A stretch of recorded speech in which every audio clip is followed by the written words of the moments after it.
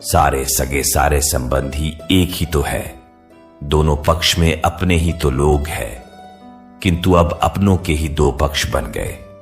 उसमें से एक पक्ष शत्रु का है।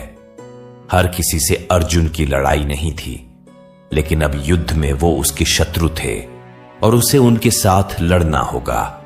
अर्जुन उवाच कृपया परयाविष्टो विषीदन्निदं ब्रवीत दृष्ट्वेमं स्वजनं कृष्ण युयुत्सु समुपस्थितम।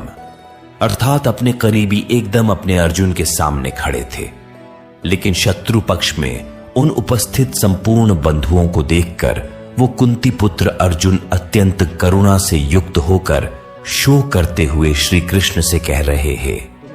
यही से शुरुआत होती है, आरंभ होता है अर्जुन के विषाद का, जिसके लिए संपूर्ण गीता की रचना हुई।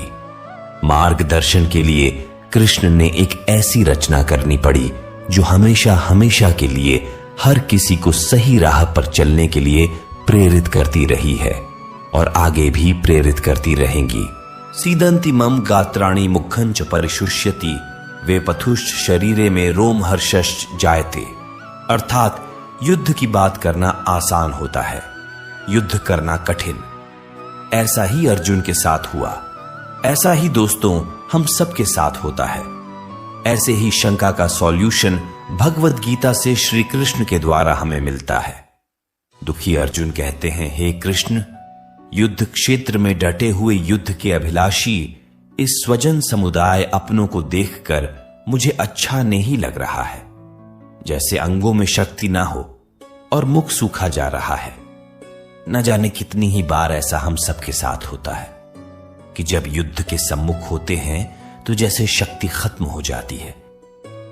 गांडीवम स्रंसते हस्तात्वक चैव परिदह्यते न च शक्नोम्यवस्थातु भ्रमतीव चा में मना।